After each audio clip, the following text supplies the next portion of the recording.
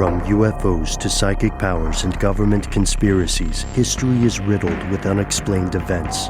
You can turn back now or learn the stuff they don't want you to know. A production of iHeartRadio.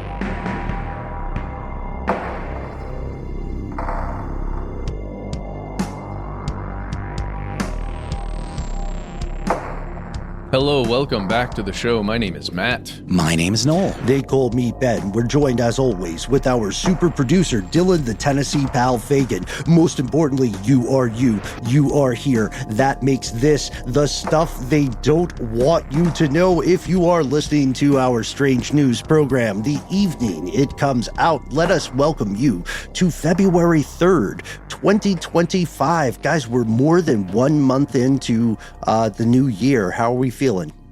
Old. Yeah, it's that same feeling. It doesn't feel like a month should have gone by since the time we celebrated New Year's, so it's just odd. Yes. Some of us celebrate, some observe. Some of us, fellow conspiracy realists who are a little bit older in the crowd, may have taken a nap and woken up around 11:49 p.m., December 31st, just to mark the passage of the new year, and then went back to sleep. The news cycle, yeah. That was me. That was me. There. Yeah, the news cycle, however, does not stop. We have so much stuff to share with you. We're going to learn a little bit about Sasquatch allegations and consequences thereof. We're going to talk about some videos. We have to talk about some recent dangerous moves in the world of politics and in the world of science, as well as the realm of spirituality. Before we do any of that, I do have to give perhaps out of the blue shout out to China's rule of law. It's a big problem to keep police accountable in any country you visit. And recently, you guys, the government of China smacked down one of their law enforcement officers. Did you hear about this?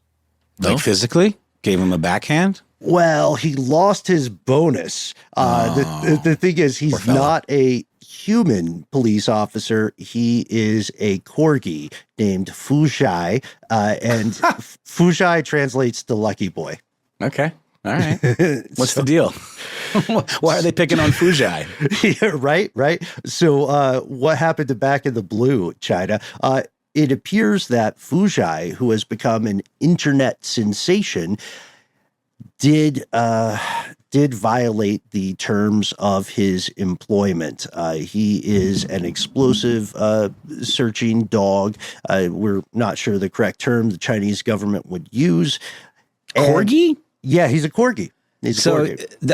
Okay, I guess they're really leaning into the aesthetics for their bomb dogs. They're going for the cute factor, it would seem. That's a cute dog. Yeah, and like a lot of law enforcement there, he gets a year-end bonus, or he would have, because you see, just recently, he was supposed to be given a lavish gift package, including herring, pumpkin soup, dumplings, meatballs made of rabbit, some other Chinese delicacies. I would eat all of those things, saying. You know what I mean? And now we're going to go real quick to Euro News with Oman Al-Yayai, who tells us that this poor officer did not, in fact, receive his bonus because of his on-the-job behavior, which included taking naps and peeing in his food bowl.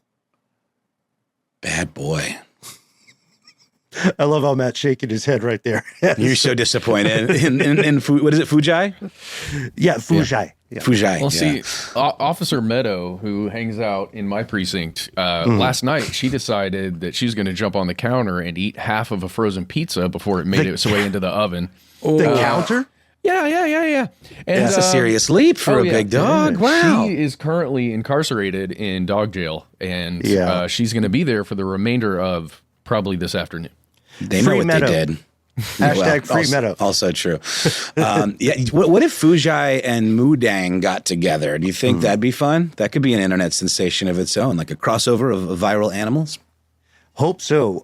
Justice for Meadow, justice for Fujai, who had all of their rewards removed, confiscated on camera. We're talking about Fujai, not Meadow, who is a U.S. operative. They shamed him publicly. Yeah. Well, you know what? Shame on you, Meadow.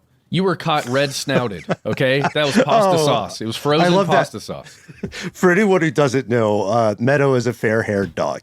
Yes. So it really The evidence pops. was stark. Yes. Well, and I was going grocery shopping while Grandma and my son were playing Uno. They had no idea what was happening. Meadow deprived your family of a delicious frozen pizza. Yeah. Snatched it right out of the mouth of your child. Yeah. with this, we know Meadow will make restitution and be a return to her position as a valued member of the community there. We are also going to pause for a word from our sponsor, and then we're going to return with more strange news.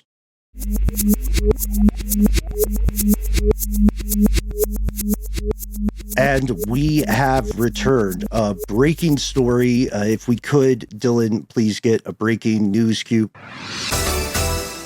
Awesome. Extra. Awesome. Read all about it. Let's get into it. Hear all about it. Yeah, let's get into it this way. We all remember the seminal American Western Tombstone, right? Of course. Also a very popular brand of frozen pizza. Callback. Yes, callback. Well done. We also remember, of course, the breakout character, the breakout star of Tombstone, Doc Holliday. Mm-hmm. Yeah. Portrayed by Val Kilmer. He's all of our huckleberries, I believe. Our good friend, Alexis, agreed to go by the moniker Doc Holliday so long as we only introduced her as codename Doc Holliday. Sometimes Doc, for short. Yeah. Doc when we were hanging out, right? Mm-hmm. And Doc Holliday from Tombstone suffers from what was called consumption.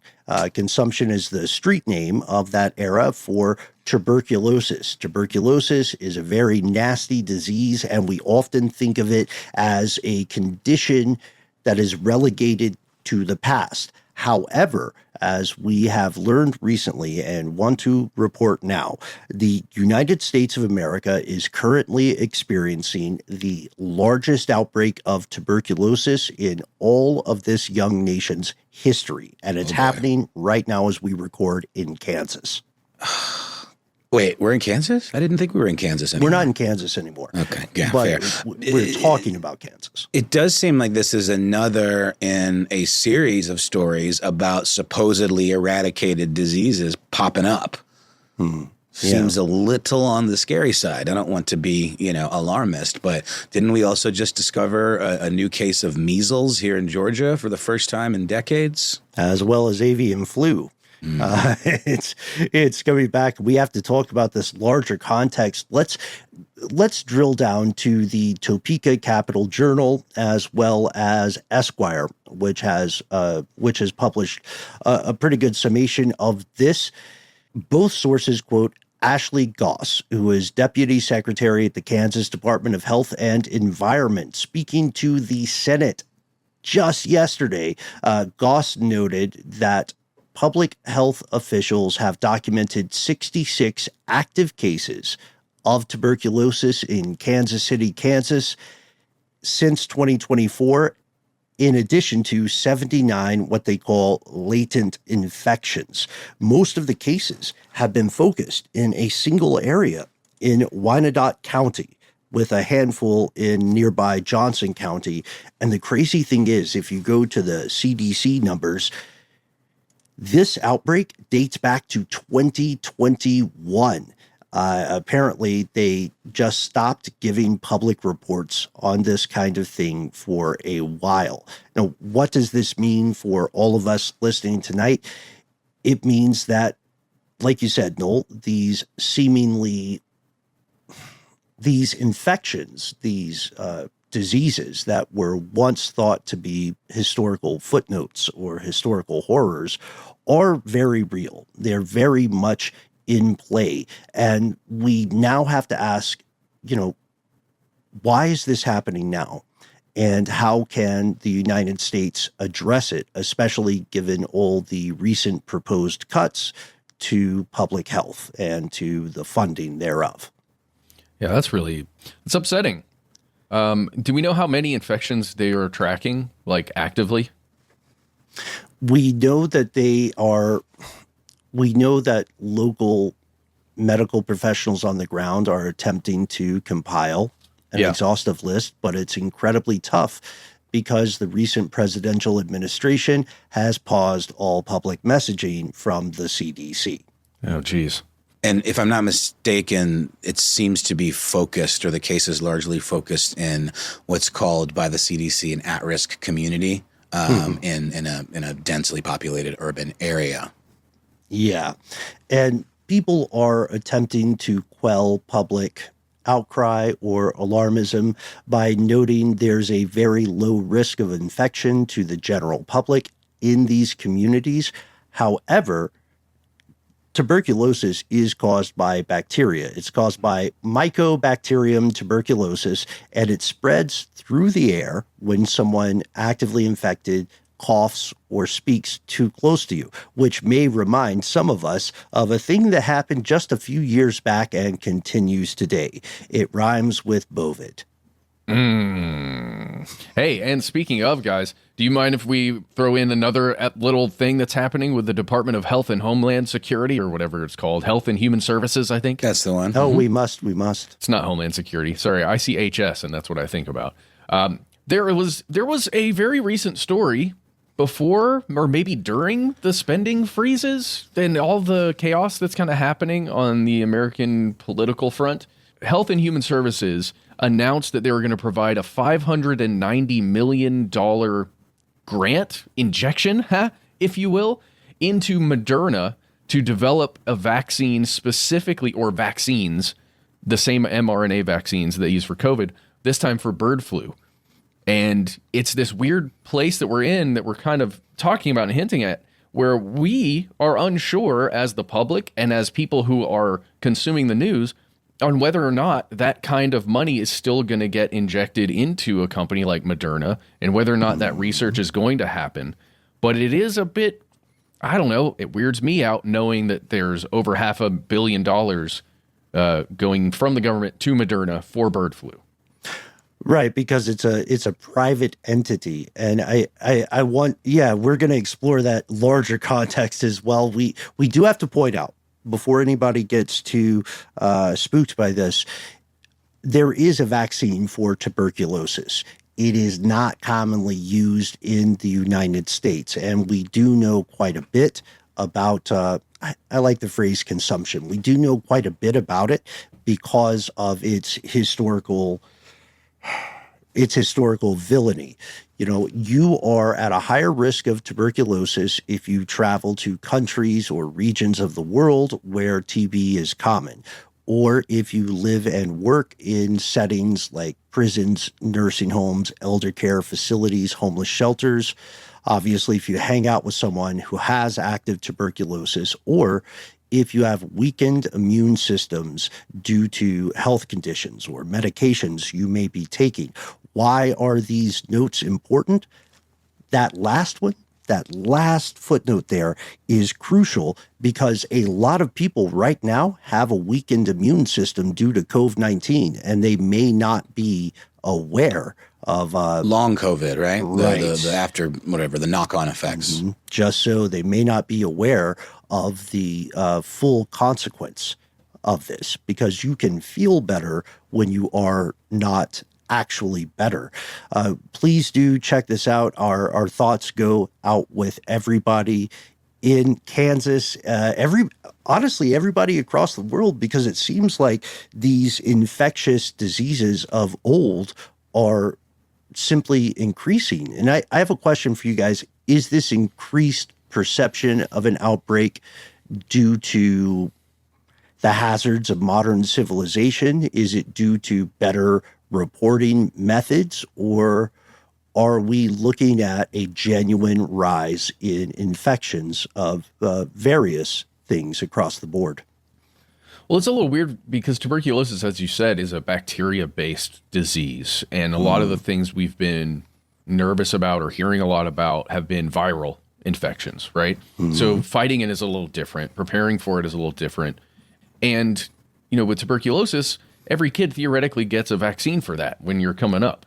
That's one of those things that's in the, if you think about the MMR and all these other things that you get when your child is coming up as an American, if you've got healthcare, they recommend all these vaccines to you, and this is one of them. It reminds me of the time when anti-vaccination prior to COVID-19 was happening, right? When that was very popular, and there were these pocket outbreaks of things like tuberculosis and other diseases that were eradicated. But they're very small usually and taken care of pretty quickly. So it does feel like that's kind of what this is, an isolated incident in one place, to me at least. That would be the hope, right? We know that last year in 2024, the U.S. saw around 8,700 cases of tuberculosis, and we're pulling these stats from the CDC. We know that tuberculosis has been steadily declining, at least in the U.S., since the 1990s. However, rates have been increasing. Troublingly enough, over 2001 to 2023, slight lull in 2024, and 2025, baby, roll the dice. The problem with tuberculosis is it's not a bacterial infection that just, makes you poop or need to drink more water or have a bad time. It can kill people. And just really quickly, you had mentioned, Ben, the pause, the, government mandated pause on mass communications from the CDC, mandated by the Department of Health and Human Services. And, that is meant to be temporary while, the new administration installs a new head of HHS. And that is potentially going to be RFK Jr., Robert F. Kennedy Jr., who has, a bit of a sordid past in his perspective on certain vaccinations. Whatever your personal beliefs are about vaccinations, I think we can all agree that some of them are pretty important. And he has also, done some more than slightly dubious financial dealings in depriving people of HPV vaccine in an effort to enrich himself. There was some sort of a case against Merck, the pharmaceutical company that produces this drug, and he essentially benefited from it. And I just wanted to point out that his cousin, Caroline Kennedy, recently published a pretty scathing open letter describing him as unfit for the job and as being a predator, and talking about his past, dalliances with drug addiction, and how he's describes him as a dangerous attention seeker with dangerous views on vaccinations, and describes him as someone who's unfit to be the nation's health secretary. So just thought worth mentioning that with these kinds of things on the rise, it does seem like it would be great to have someone in charge that believes in science. That's all. Yeah. And that's, I think, a salient point there, Noel, because, again, what we're seeing here, the reason we're bringing this into our strange news program now is because these kinds of infections, any kind of communicable disease, it doesn't really vote. It doesn't really practice a border necessarily, except for apparently foot and mouth disease in the Darien Gap. Check out our series on that. Instead, what it shows us is there is tremendous advantage to having someone at the watchtower, someone who can see the overall lay of the land, the forest that is comprised of these various outbreaks. And it's safe and easy and dismissive maybe to hold these very limited things and say nothing will go wrong because it's not affecting you right now. However, we do have to flag this kind of stuff, because if there is not a larger scope possible to monitor this stuff, then these infections can quickly become a true health crisis, and no one knows when that will stop, or how to build sort of a medical fire break for it. Right now, as we speak, the tuberculosis cases in Kansas will hopefully be contained. Our thoughts go out to everyone who is struggling with this. It does paint a larger context, and we'll just tease this for a moment. What happens if the U.S. becomes balkanized, the way Putin and Alexander Dugin always wanted it to be in Foundations of Geopolitics? What happens if a state succeeds? We hear this all the time. Again, just a tease. It's happening again, you guys. There's something moving on the ballot over in California for California, one of our favorite states, to secede from the U.S. in 2028. Just to quell some fear. I don't think it's going to happen. Do you guys think it'll happen ever? I don't. It takes a lot, right? I mean, what's the mechanism in place for doing something like that? There is none. I didn't think so. There is no legal mechanism to secede. It only happens via force, really, and without consent from the federal government. But the pickle of it is, the bag of badgers here, is that you can put anything on a ballot in a democracy. If you wanted to say all Frisbees will be replaced with quesadillas, and that will be the law of what's a fun state? Delaware. Then everybody in Delaware, best state, right? Everybody in Delaware could be totally on board with voting for a thing, and then the courts could smack it down. So again, to sort of reassure all our fellow listeners here, we don't think states will secede. Forces in Texas have certainly tried and will likely try again in the near future. But for now, it seems like it will not work. However, the news can be confusing. That's one of the reasons that we do this program every week. Even your local ice cream truck may come under suspicion in these chaotic times. With that, we're going to pause for a word from our sponsors, and we'll return with more strange news.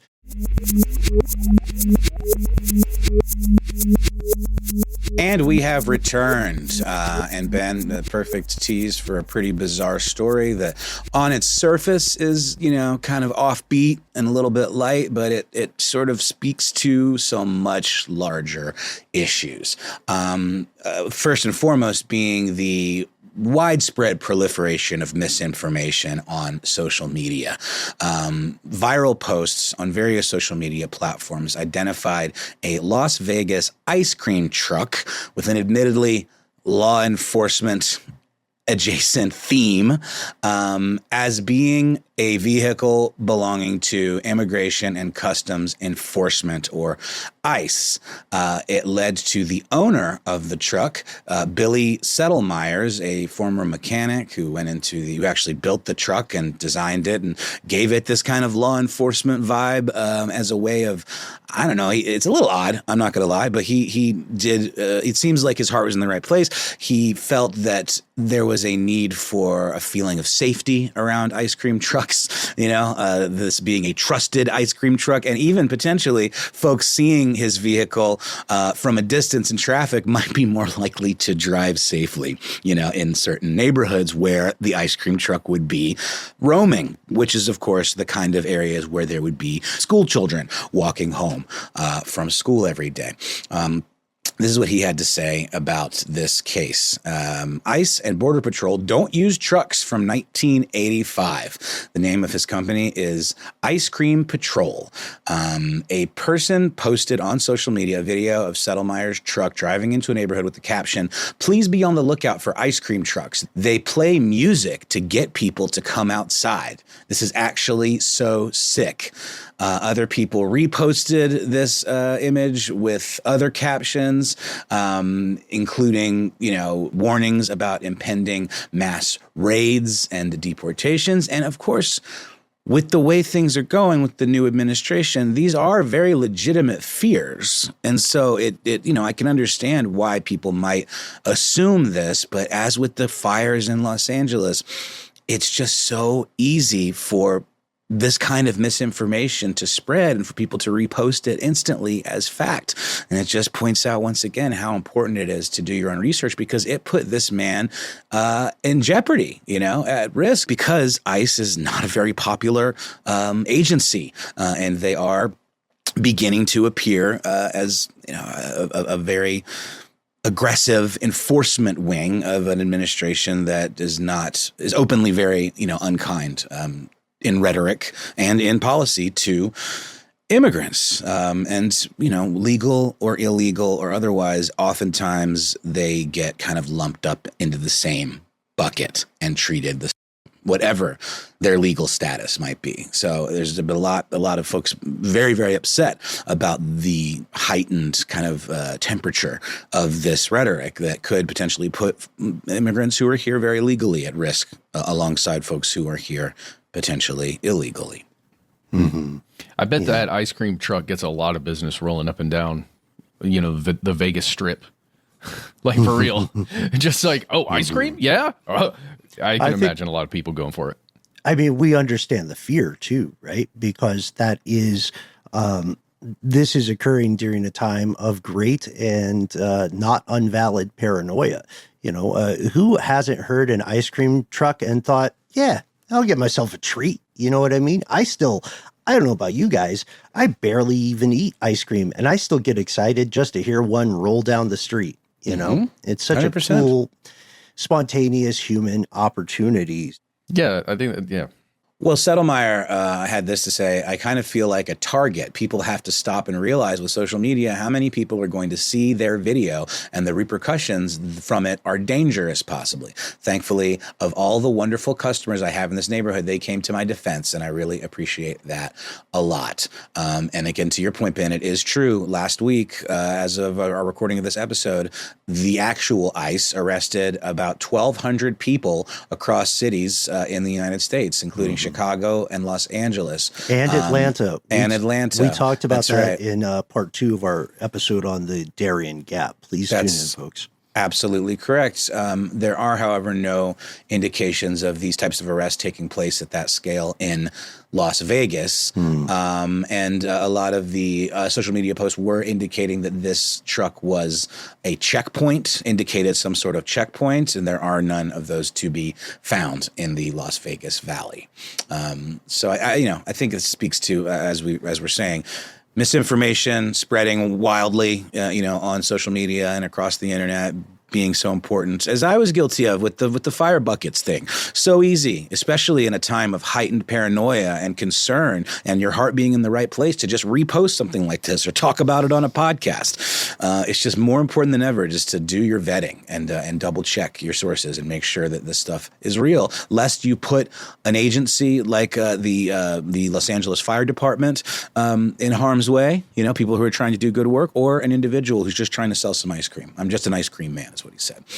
So moving on to an interesting story for me, because I just watched the film The Taking of Pelham 123, which is a fabulous 1970s heist movie about a subway train that is hijacked in New York City by some nasty dudes who hold the passengers hostage and are asking for $1 million from the city government. If they don't get it in the time that they've allotted, they are going to execute a passenger every minute on the minute past. And soft note for everybody just now hearing about this film, which I believe we mentioned on a previous recording. I sure did, yeah. $1 million was a lot more money back then. Definitely. It's just a great film. If you're into things like Dog Day Afternoon and, just, I don't know, the 70s were such a golden era for the cinema verite kind of stuff. And it is a heist movie, but it's very funny. It's very exciting. It doesn't feel dated at all. And it just really kind of made me focus in on this story. It's not about a hostage taking situation, but it is about a situation that maybe happens more than we might realize. A New York City R train from the New York MTA was stolen and taken for a joyride very recently. The theft was discovered Saturday, as we record, by the NYPD. And according to the police, MTA employees told officers that people had entered an unoccupied train that was being stored on a type of track that isn't connected to the main, transit lines. It's sort of like like a waypoint, sort of like a little hub where out-of-service trains are kept. It was operated for only a short distance, and the assailants also broke numerous train car windows. They also blacked out onboard cameras using Sharpies, which I thought was an interesting move. I haven't really heard about that one, but you see it in heist movies. A lot of times they use like spray paint, but Sharpies works just as well. There is a video shared on social media that shows them inside the conductor's cabin, which is, of course, where the throttle is for the train that operates it, allows it to speed up and slow down. There are, of course, as you'll see in Taking a Pelham 123, if you check it out, safeguards in place to keep collisions from happening, to keep trains from exceeding certain speeds, etc. While they're doing this, one of the assailants, or I guess the suspects, is seen operating the controls while another one sits on the very front open door of the train with his legs dangling over the tracks, with a third person standing behind him. All of this really echoes Pelham 123, except there aren't any automatic weapons, and no one was on board the train, thankfully. The NYPD said the R train was left secured on what's called a layup track at the 71st Avenue station in Queens. And again, that is something that's used for storage of trains when they're not in service. The R train number was 9108. It was left secured but unattended by MTA personnel. It would seem that the thieves had knowledge of operating these vehicles, accessing them. It would appear that it was accessed using MTA keys. So is it an inside job? Again, Pelham 123, y'all. Were they stolen? It doesn't seem like a crime of opportunity. It's really odd how much forethought must have gone into this for something as boneheaded as a joyride. Transportation expert Robert Paswell told CBS News they obviously knew something about both where the train was and how to operate the train and how to get the keys. Once you start it, he says, it's just a simple throttle, and you use the throttle to move it and to slow it down. The social media video that I mentioned also does show the train being operated at a super high rate of speed, though briefly, and authorities say the intruders were wearing black masks and black clothes, and they did cover the camera lens, as I mentioned. Once MTA workers determined that the train had moved by monitoring, they've got like a blip on these maps for every train in the system, they went to the Queens train yard to check it out and analyze its black box data. This is after the suspects had fled the scene in order to figure out where it had been taken for how long, if it had gone elsewhere beyond where it was left. One last thing, an MTA spokesperson said New York City Transit is working with the NYPD on their investigation of this incident. And as I mentioned at the top, this isn't the first time this happened. In September of last year, 2 teenagers tried to operate an unoccupied train, also in Queens, and ended up crashing it. They damaged the car. They were 17. They were charged with reckless endangerment and criminal mischief in the incident. It does also appear that this case is being treated similarly as a case of reckless endangerment and criminal mischief. What do you guys think about that? Sort of a pointless heist.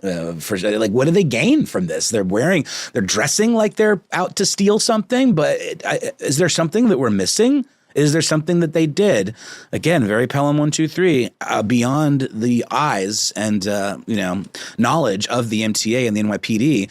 Was this some sort of subterfuge, some sort of diversion, so they were like pulling off some other crime? My mind boggles at it, guys. Possibly. As a personal fan of the concept of Occam's razor, sometimes people just take a joyride. Right. That's the reason why we have that word in this language. We can often assign a larger thing, and I do think your question is incredibly valid there. It is quite possible that there were other factors at play, maybe that are not being reported by the media. I would argue, however, that with the information we have, it seems that this was a dumb stunt, and it further seems that, like you said, the most instructive part about this is to realize these kind of situations occur way more often than one might assume. Yeah. Matt, anything to add? Gosh, it just seems like a lot of effort to go to find the proprietary keys, to get into this thing, to know where it's hanging out, to take it for such a brief joyride, and to be all masked up and doing all this heisty stuff. I don't know. Maybe you're right, Ben. It is the simplest possibility, being the most likely. But Matt, you got anything to add? I'm too much of an old man to even consider this, really, because in my mind, it's something you do in the days of social media for clout and to show a video to your friends and be like, look what we did. Ha ha. That's all it seems like to me. Like TikTokers who are walking into people's houses in London just to film themselves there with no ulterior motive other than getting scores in the dopamine casino. Quite possible. Gosh, guys, it didn't even occur to me that, who would have been around to film the video other than the crew themselves, the heist crew? And that's what they did. You're right. 100%. That did not even cross my mind. Of course, that's what happened. It was a total internet clout fiasco. That seems most likely to me. You're right. That they did it for clout, did it for clicks, but also they can't claim it. I wonder where it was posted. It had to have been posted anonymously. Well, you'd be surprised. Yeah, that's what was happening on TikTok with all the Kias that were getting boosted for a long time there. You would take a video of yourself boosting a Kia, and that was the exciting thing that you got to show off. I don't know. No, you're 100% right, guys. Old man syndrome. No, you're get right off our lawn, you kids. It does. The CBS News article, by the way, just mentions that the thieves posted the joyride on social media. Yeah. But I don't have a link to the original post. It's been screen grabbed, so I'm not quite sure if they claimed credit for it or if obviously they're still being sought, There was a comment from a commuter talking about how dangerous this could have potentially been for just, MTA users. Imagine somebody is in front of the train right now and they're hanging off, and then say the train stops. They can fall on the tracks and the train would run over them. It would be over. Social media, too much of the phone, said another commuter. And then they do mention that if you see something, say something. NYPD's got a Crime Stopper hotline, 1-800-577-TIPS. Or for Spanish language, 1-888-57-PISTA. I think I'm at time, guys. I did just want to mention another story really quickly just about the search for Sasquatch causing a dude in Canada in British Columbia to essentially lose his seeking of alimony, of spousal support, because in his search for Sasquatch, he went on a camp out trip with an ex-girlfriend, to which his wife responded with the suing for divorce. He also claimed that injuries from subsequent Sasquatch expeditions caused him to not be able to work, and therefore claimed that he deserved spousal support. The judge, however, indicated that with all of this time you're spending searching for the Bigfoot, you probably could have spent that time working. Also in court documents, the gentleman claimed to have a above average IQ, to be quite the smarty pants. And the judge also claimed that if you're so smart, these injuries should not prevent you from getting a desk job or something. Not to mention the sizable collection of Sasquatch books and memorabilia, paraphernalia, ephemera that he seemed to possess that, probably relatively valuable as well. So sort of a silly story, but, if you're gonna hunt for Sasquatch, do it on your own time, I guess. Don't bring the courts into it. Probably not the best move on this guy's part. Oh, you guys, I just heard there's that gathering in the desert thing that's happening again this year. And right. I think Becerra, David Becerra is going to be there this year. Oh, cool. A guy from David's Expedition awesome. Bigfoot. Yeah, over Please there. Please check out our earlier interview with him a few years back. What a tremendous storyteller. Not related to the story. No, but if you're ever passing through the North Georgia mountains around about Ella J, check out Expedition Bigfoot. It's super cool and worth your time. Well, that's it for me, y'all. Let's take a quick break, hear a word from our sponsor, and then come back with some more strange news.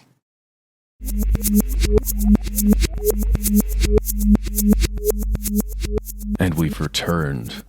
Let's get a little Doomsday music. It is with a heavy heart that I report it is now 89 seconds to midnight, according to the Bulletin of Atomic Scientists. Well, that's no time at all, Matt. 89 seconds. Less than a minute and a half. Oh, dear. Gentlemen, what is the Bulletin of Atomic Scientists? I'm so glad you asked, Matt. The Bulletin of Atomic Scientists goes back to the idea of a doomsday clock, right? Which was created in the wake of nuclear weaponry deployment, what we call the atomic age. And generally now, our pal, Jack O'Brien, I was talking with him about this earlier. He has some strong feelings about the doomsday clock, but the Bulletin of the Atomic Scientist, I would say, is legit because they are performing a public service. They want people to know about threats to humanity overall, capital H humanity, from things like nuclear weapons, also things like climate chaos, and perhaps increasingly important in these our modern evenings, emerging technologies, including so-called artificial intelligence. Yeah, there you go. There you go. It was founded in 1945.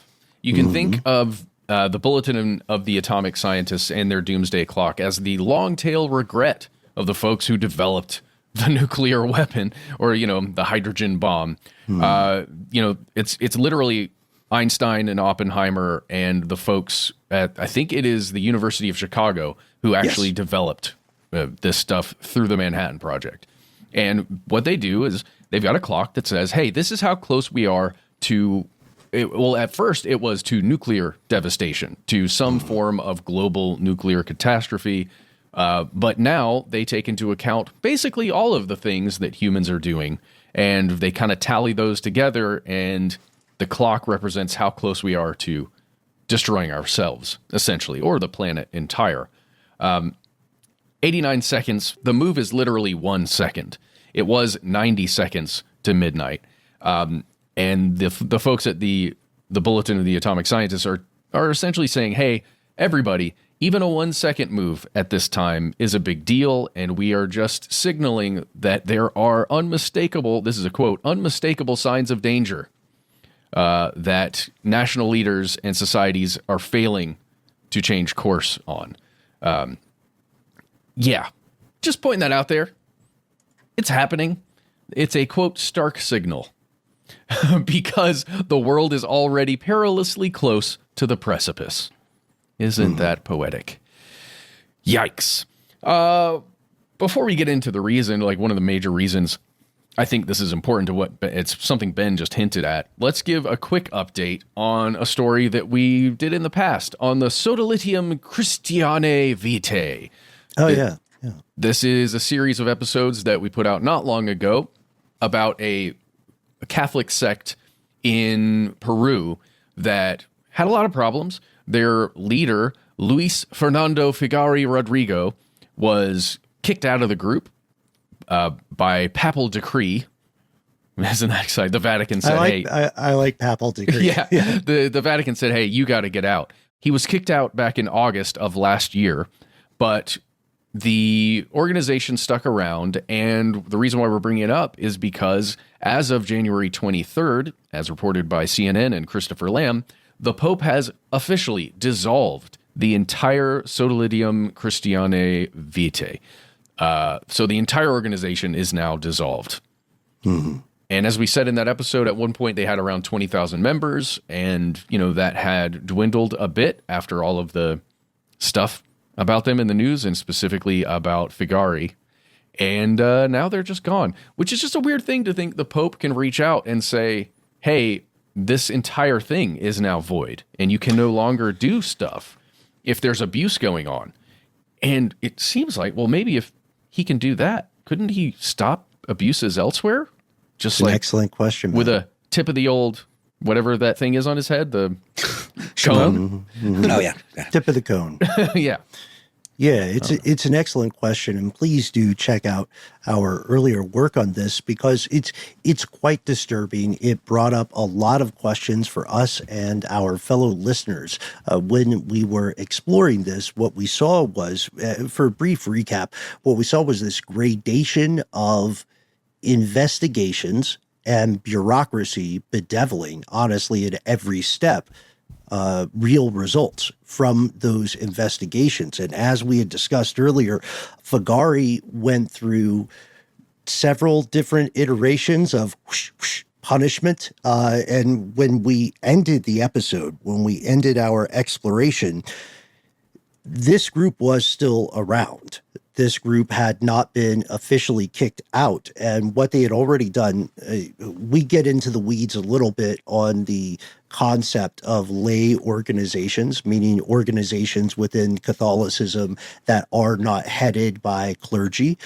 We got into the weeds of just how, I hate to say it, how hair-splittingly tedious it seemed to be from the Vatican, from the Holy See, to figure out how they would address these very well proven, very well documented cases of a system of abuse. So overall, it does seem to be very good news, at least, that Pope Francis and the Vatican made this move. But I remember we were talking about this, you guys. It's better late than never, but also, is it not very late for that decision to be made? I mean, Matt, do we know what may have inspired this dissolution of the group?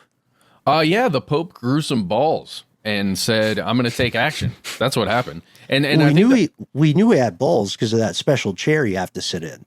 Oh, I don't know. I don't know about those special chairs. All I'm saying is, and that's why I think it's important, is because this is a positive move for somebody in that high seat to be able to say, "Hey, this is going to be over now." And we've seen actually this Pope take a couple of actions like that already. So hopefully it's a trend that moves towards fixing major issues that occur within the church and organizations attached to the church. Well, I mean, it does seem like with the gravity of this kind of stuff and just the nature of leadership in the Catholic Church, the too little, too late argument is tough because it takes the right person to come along and actually affect change. Like you have to have a pope that is progressive enough and that sees this stuff as important enough to address. And you're not always going to have that. So I think it's a very positive thing, right? Yeah, I'm saying it's positive. It's the question is better late than never. There's also the larger question of which I think you're alluding to so excellently here, Matt. The Sodalitium is sort of, we could think of it as a franchise or a spinoff, right, of Catholicism overall. The question then becomes, for a lot of survivors of abuse, what next? Your Holiness, will there be similar scrutiny and accountability applied to the calls that were coming from inside the house more directly? Yeah, well, that's the hope, right? And with regards to Fagari, his attorney reached out to CNN, or CNN reached out, his attorney responded, and the attorney emphasized that Fagari, quote, maintains his innocence and pointed out that he has not been convicted in a court of law for the allegations, which is another issue we talked about in the show. Right. He kind of just got this permanent vacation, right? More or less. Well, yeah, because the parallel court system. Right. Yeah, because in a lot of the issues that we're talking about here and the potential things for the Catholic Church to handle, they would handle them internally. And there would, a lot of it would not be happening in a court of law. The hope is that might change. Again, just hoping. There's so much. Here's hoping. There's so much. Maybe the right word is inertia. Maybe the right word is momentum. But there's so much internal heft that occurs within Catholicism and within a lot of spiritual hierarchies of this size, where the first question people ask is sometimes not how do we protect the innocent, but first it's how do we protect our institution? How do we protect the church? It reminds me of for anybody who's read The Stand by Stephen King, there's a moment where the U.S. government decides to cover up an outbreak of a very dangerous infection. And one of the kind of JSOC guys at the top says, if you find something terrible has happened to your institution, which is your parent, yes, you will you will address the tragedy, but first you cover your parent's body. And that's a terrifying thing because it is quite apt in these sorts of social dynamics, I would argue. I would agree. Oh, yeah. With you there. So, guys, jumping back to the Doomsday Clock and this concept of 89 seconds to midnight, one of the existential threats that humanity faces is general artificial intelligence. Man creating something that is synthetic, that is smarter than man, that is far more powerful than man, and that is connected, or rather interconnected, through various systems that we use for everything. That is one of the things that humans have to grapple with, because that thing could spell our doom for Doomsday. So, as you're hearing this on Monday, February 3rd, the week before, some strange stuff happened. Some strange stuff got announced, and the way that we exchange money and generate wealth out of nothing, that system was rocked a little bit. And it kind of gives us implications for the future. So let's dive in here to the old stock market and the race for general artificial intelligence and all of this stuff, and the people who want to use AI as the way to make money and make industry stronger, faster, and more efficient. So if you jump to the week before, that is the week of Monday, January 27th. And to even get to that week, we have to go 1 week prior to the week of January 20th. So we start here. There was a massive rally on AI-related stocks, let's say. That's chip makers. That's folks who are building the giant, the chat GPTs of the world. So all of these companies, Microsoft now, everybody's kind of embroiled in figuring out how to make the data centers, how to get the power to the data centers, how to make the chips strong enough to make the AI systems function, and especially at scale. All of that on the week of January 20th, there was a huge stock rally because incoming U.S. President Donald Trump announced this thing called Stargate. Another Stargate, a different Stargate. Stargate, a new AI Yeah, it's Stargate. not the movie. Yeah, it's not the movie. No, it's not the movie. It's also not Project Stargate, which was a thing we talked about on this show before. This was a venture, let's call it, a joint venture, which essentially was a $500 billion investment from the United States government into companies that are building infrastructure for AI. So it's a private sector plan to inject $500 billion. And it started out with $100 billion that would be granted for this stuff, and then another $400 billion that would kind of be doled out over time as, specific sub-projects within Project Stargate were doing really well. So that was huge. And investors, because anybody can just buy stock, anybody that wants to, you could become an investor in an NVIDIA if you want to. And boy, howdy, have people been investing in NVIDIA. Holy crap. It's a massive growth stock, up to this point. It's been one of the hot buys of the past, handful of years, right? Specifically because they're building the chips, the computer chips and processors that can function at speed and with enough of them connected together at scale to make these things that will eventually be, general artificial intelligence, very likely, but are right now used in these large language learning models like ChatGPT. Well, that same week, this startup out of China called DeepSeek, which is, the origins are a bit unknown. It is a private company. Some of the folks involved are known, but really where the money's coming from, where what they want to do with it, nobody knows, right? And yeah, exactly. It's a little hush hush, and we are in this giant battle to make the best, fastest, cheapest version of this thing so that it can scale the fastest, right? Well, they announced that they have a free AI assistant, a new version of their AI assistant that they've been developing for a long time, that can use less data overall at a fraction of the cost of things like ChatGPT. Well, and a fraction of the necessary resources, right? Processing wise. And power. Yeah. Right? This is all big deal. Important Changes stuff. the narrative. Yeah. Yes. And guys, by Monday, January 27th, DeepSeek and this new AI they just announced had overtaken ChatGPT in downloads from Apple's App Store. So like that, like it just happened. They announced it and then everybody downloaded it. Exactly. A big old pop. And when that occurred, it caused investors to get really afraid because if you imagine like the big investors, not just individuals, these companies that have these giant pools of money, they bought into NVIDIA at such scale that a lot of them started scaling back just enough because they didn't lose all their faith in NVIDIA and all these other companies and Microsoft and ChatGPT, but they did think, oh, this could be the disruptor, the real disruptor.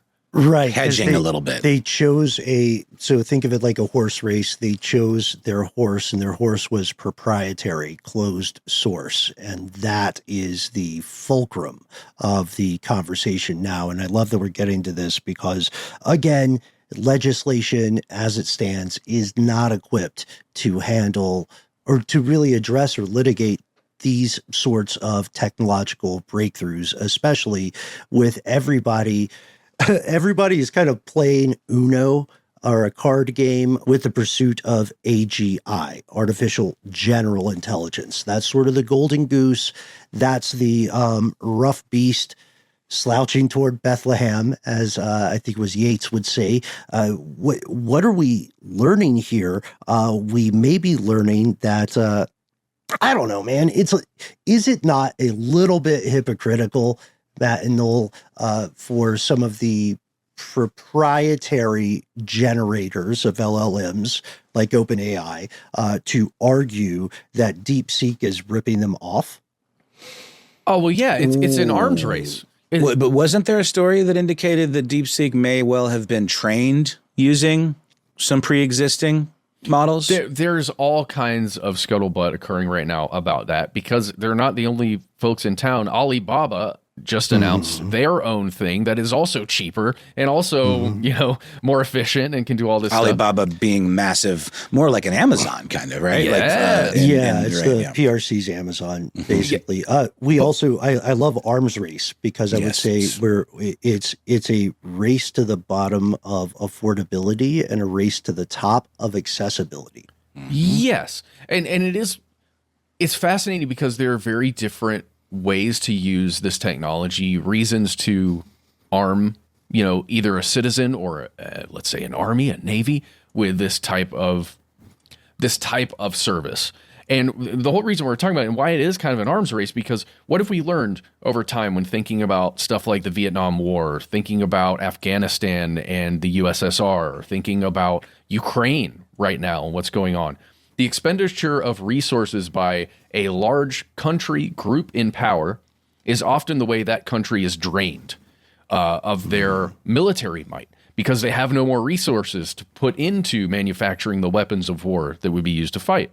Yeah. In this case, with this simple announcement and then everybody's reaction to that announcement, NVIDIA lost in a single day $593 billion worth of market value. Jeez. Yeah, and Matt, I'm sure you saw this is being called a Sputnik moment. Oh yeah, exactly. Like it's a brand new thing, but it's not really a brand new thing. I don't know. It's not really Sputnik moment.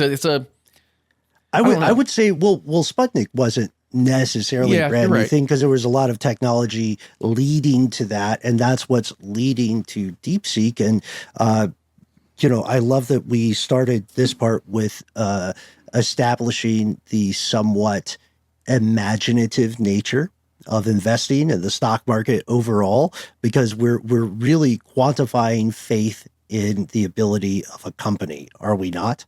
Yeah. Well, it is also weird that NVIDIA's chips were used to build DeepSeek, just the chips that were like a couple generations back, that take a lot less power to function, and there's a couple other cool things about them. They're a lot less finicky as well because it's proven technology. Yeah, exactly. I'm going to give you a quote here that was in the Reuters article. Reuters article is DeepSeek sparks AI stock sell-off, NVIDIA posts record market cap loss. And here is a quote from Brian Jacobson, the chief economist at Annex Wealth Management. He said, quote, "If it's true that DeepSeek is the proverbial better mousetrap, That could disrupt the entire AI narrative that has helped drive the markets over the last 2 years. Again, all that money getting thrown at companies like NVIDIA. It could mean less demand for chips, less need for a massive build out of power production to fuel the models, and less need for large-scale data centers. Remember, we talked about nuclear power plants coming back online just to fund these data centers, these massive servers that would fund these LLMs. It would. So maybe that is why it's a Sputnik moment, because it would fully change all of these long-term plans that are being put in place right now. Who knows? The scary thing to me, guys, is that happened on Monday, January 27th. Then the next day, Tuesday, NVIDIA stock rose back up, not fully to where it was, but it rose way back up. And then it fell again. And then it rose back up a little bit. And it does that. And people are making fortunes and losing fortunes in days' time because of human concepts of what is going to happen. Just people's own nerves about what the future holds. Right. And that's not even counting short selling. That's not even counting, the various different financial, I almost said it. All right. The various different financial loop-de-loops you can do, little sleight of hand, close-up magic of trading at the moment. And none of it is real money. It's all speculation that creates money. It Until creates the bombs hit. money. And dang, guys, if we can do that, we could literally solve the major problems that humanity faces right now. I feel you, man. I keep coming back to that too. I was re-listening to, because I'm actually a fan of our show. I was re-listening to a conversation we had earlier last week about the nature of being a billionaire. Things are booming for billionaires right now. You have everybody's life is sort of a choose your own adventure paperback, to give myself a dated reference.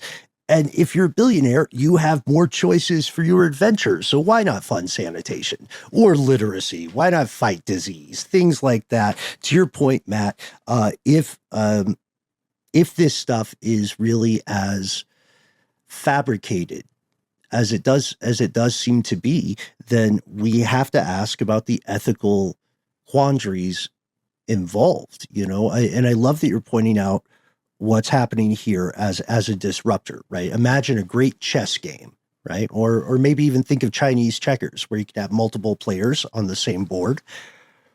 DeepSeek, for a lot of these folks, privately, it's as though a cat walked up while you were playing the game and just went map at a bunch of the pieces on the board. Now, what happened to all your careful plans? You've evolved a system that is inherently dependent upon the proprietary nature of discovery, upon the idea of holding that from the greater public, right? Such that it could be commodified or monetized, and someone else comes in and says, hey, this is a thing we figured out. We leapfrogged the technology a little bit, and we made it not only cheaper for us to make, we made it open source. So, hey, bud, if you've got some ideas, just drop by GitHub or whatever and post them. And then maybe together we can make a better thing.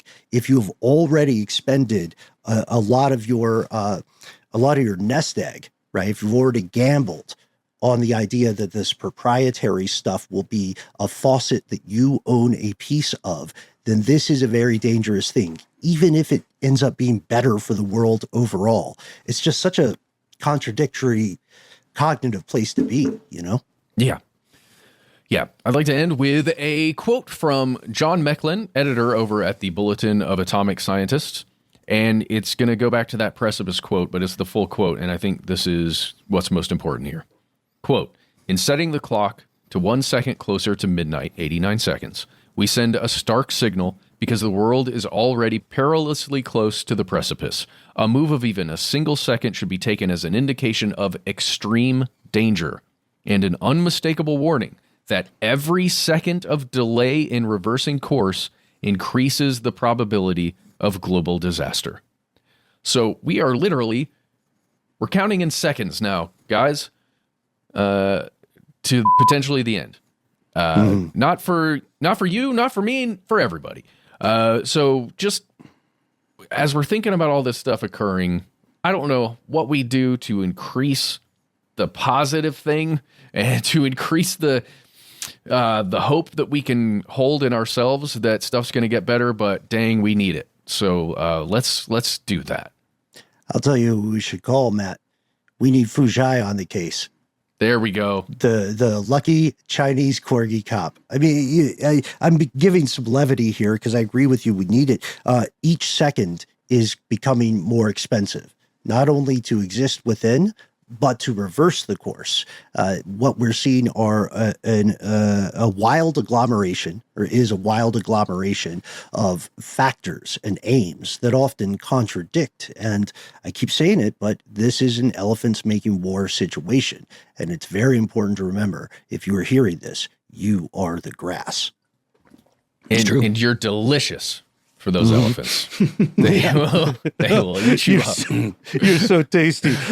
Speaking of this, we want to hang out with you folks. Please do come check out our upcoming show, On Air Fest in Brooklyn. We can't believe it. We got in. You can check us out on February 19th at National Sawdust. See the show at 7:30. Light spoiler, join the show at 6:30. What are we talking about? Go ahead and ask us. We try to be easy to find online. You can find us via email, a telephonic device, or just hit us up on these inters and these nets.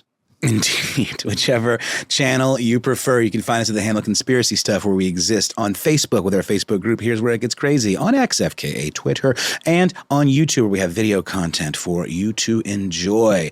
On Instagram and TikTok, we're Conspiracy Stuff Show, and we're also people. I'm How Now Noel Brown on Instagram. Ben Bolin, how about yourself?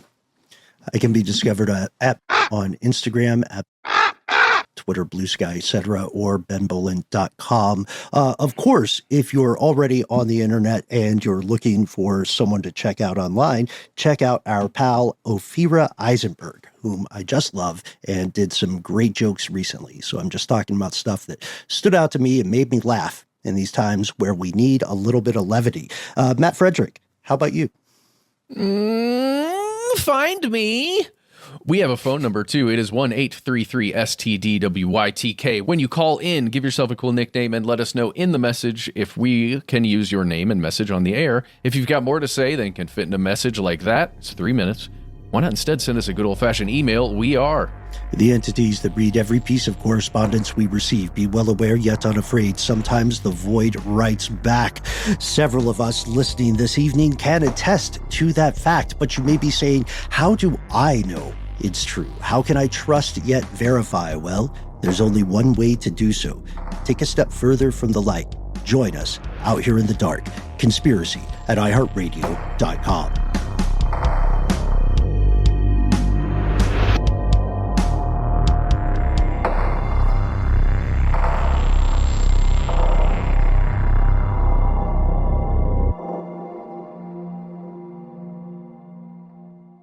Stuff They Don't Want You to Know is a production of iHeartRadio. For more podcasts from iHeartRadio, visit the iHeartRadio app, Apple Podcasts, or wherever you listen to your favorite shows.